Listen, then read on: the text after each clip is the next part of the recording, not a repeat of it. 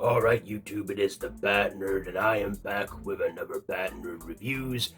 And I thought before the third and final season of What If, I thought I would revisit the first two seasons and review them. And yes, so today I'm reviewing What If Season 2. No, Season 1, sorry. Yeah, What If Season 1. So this stars Jeffrey Wright as the voice of the Watcher, who narrates these stories each episode in the multiverse and is like our guide. He just, observes and does not interfere. He just watches. And we see as he guides us through these alternate realities. So there are 9 episodes, and this is anthology. So in the first episode, what if Captain Carter were the first Avenger? This basically takes, Steve Rogers as he's about to become the super soldier, but he, doesn't. And in a quick turn of events, Peggy Carter makes her way into the machine and she becomes the first super soldier and she becomes Captain Carter, which is the variant we saw in, Captain America, not Captain America, Doctor Strange in the Multiverse of Madness. And it does star Haley Atwell reprising her role as Carter. We have Sebastian Stan as Bucky Barnes. We get Dominic Cooper return as Howard Stark and Stanley Tucci and Toby Jones. We get, but not Chris Evans as as Steve Rogers. Probably too expensive. So anyway, yes, that's the first episode. So episode 2 is what if T'Challa was Star-Lord? So say, what if in 1988, Yondu and his pirate crew, accidentally picked up the wrong kid in Wakanda, and that was Prince T'Challa who became the Star-Lord.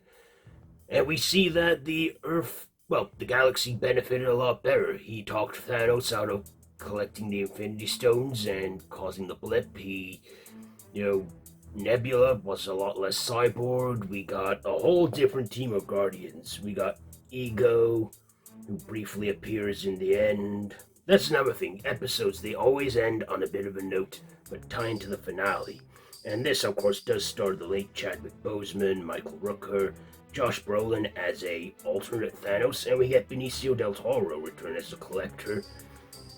And we get Kurt Russell cameo as Ego. Yeah, we even get Seth Green as Howard the Duck. That's a fun episode, and I like it. The next episode, I'm looking down at you all too much, aren't I? The next episode was what if the world lost its mightiest heroes?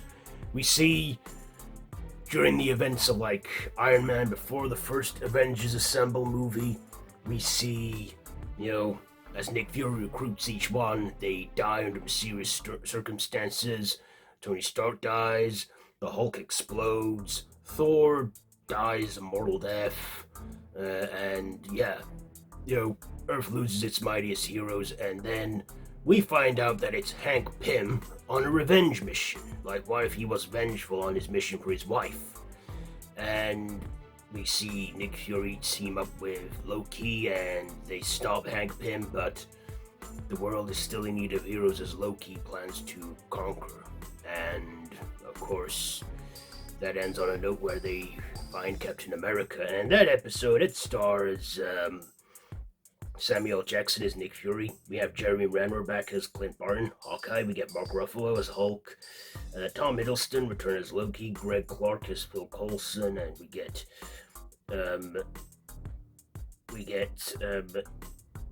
Lake Bell as Natasha Romanoff, big head of Force ScarJo, and we get Mick Wingard as Tony Stark, Iron Man. Then the next one is what if Doctor Strange lost his heart instead of his hands? So this is the events of the first Doctor Strange where he has his accident, but he doesn't lose. Well, he does lose his hands still and becomes Doctor Strange Sorcerer Supreme. But in this reality, Christine, his love interest, dies multiple times, and no matter how many times he tries to change it, No matter how far he dives deep into dark magic, he cannot seem to save her, and it costs him his universe, which is a bit of a downer, and the Watcher could help, but he vows to not interfere. So in that, Doctor Strange interacts with the Watcher, and that episode, it does star Benedict Cumberbatch as Doctor Strange, Rachel McAdams as Christine Palmer, Benedict Wong as Wong. We get Tilda Swinton there as the Ancient One. Yeah, we got all them back from the movie. Then the next one is a favorite one of mine, What If Zombies? So in this reality, what if when Hank Pym saved his wife Janet Van Dyne from the quantum realm, she was infected with a virus which spread rapidly and turned the whole world into zombies, and when Bruce Banner returns after the events of Thor Ragnarok, well, he already discovers the place is infested with zombie Strange and Wong, zombie Tony Stark, and then he tags along with Spider-Man, Happy Hogan, and others, even T'Challa. We even get Vision in there as well, who's got a zombified Wanda Maximoff. Yeah. Kind of, well, it is horror, but they keep it PG. But it's still a good episode, great one for like the Halloween season. And that episode, it did star Mark Ruffalo as Bruce Banner, Chadwick Boseman again as T'Challa. We got Paul Bettany back as Vision, Sebastian Stan, Evangelina Lilly. We even had Paul Rudd return as the head of Scott Lang, and Jon Favreau as Happy Hogan, and we got a different guy, Hudson Thames, voicing Peter Parker. I guess they couldn't get Tom Holland. But yeah, we get that one. Then we have What If Killmonger rescued Tony Stark? So in the events of the first Iron Man movie, Killmonger saves Tony Stark, and basically he doesn't become Iron Man, and we see that, Killmonger is working his way into the system to corrupt it even more and even gain the throne of Wakanda in that. And in that one, it does star Michael B. Jordan as Killmonger. We get Jon Favreau back and Chadwick Boseman. We even have Andy Serkis return as his role. We get Paul Bettany as Jarvis. Yes, interesting episode. Then we have What If Thor Were an Only Child? This basically shows Thor coming down to Earth and partying hard. Loki was given back to the Frost Giants when Odin found him. Thor has a party and gets out of control on Earth, and he's insane, and it's wacky, and it's a fun episode, I think.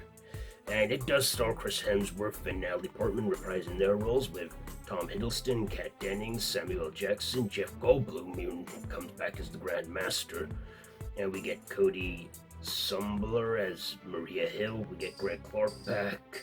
We even have Taika Waititi appear as Korg, and Karen Gillan as Nebula. We get it's a fun episode, that one. And we even get Frigg come down to see what Thor's up to, and he quickly changes the party into like he's teaching the Earth Midgard. Then the penultimate episode is What If Ultron Won? So in the events of Avengers Age of Ultron, what if Ultron won against the Avengers? He perfected his android body and got all the Infinity Stones, and then he goes on a rampage across the multiverse. This, of course, has Jeremy Renner return as Hawkeye, Lake Bell as Natasha. We get Toby Jones in there. We get, some of the other regulars. But also, Hawkeye and Black Widow have to try and find a way to stop him, so they get the help of Toby Jones's character, Dr. Amind Zolar, his consciousness of the computer into his arrow and stuff. But of course, Ultron does win. And then that continues into the next part, where the Watcher seeks the help of the Doctor Strange Supreme, who destroyed his own universe. Excuse me. And then in the final episode of that one, what if the Watcher broke his oath? We see the Watcher gather people from out the multiverse. We get Killmonger, T'Challa, Star-Lord, we get Captain Carter, we get, Thor, and yeah, we have the whole, Guardians of the Multiverse fight against this evil. And of course, they do stop him by imprisoning Killmonger along there, who also wants the power of the stones. And the Dark Doctor Strange Supreme then has a new purpose. We get a mid-credits scene in that episode, and it stars Haley Atwell, Lake Bell, nearly everyone. So yeah, it was a good season, and I enjoyed it. It was a weekly thing, but hey, at least the next season came on daily. But yeah, I enjoyed this season. It was fun, had good quality of animation, and a lot of just, a good what-if scenarios. And I like this in the Multiverse saga that they're doing right now, Marvel Studios. So yeah, it was a fun show, and yeah, one of, Marvel's good projects in the Multiverse saga. So I think I've gone on enough already as it is. What am I going to rate this one? You know what, it was a good one for me. Nice to revisit it before the third and final season. I will give What If Season 1 5 batarangs out of 5. So there you go. There is my review on that one. Have you seen it? Let me know down in the comments below what you think. Now, if you like this video, be sure to give it a big thumbs up, share with your friends, and feel free to subscribe to the channel if you haven't already, and to hit that notification bell. I have been the Bat Nerd, and this has been Bat Nerd Reviews. So until next time, Bat Nerd out.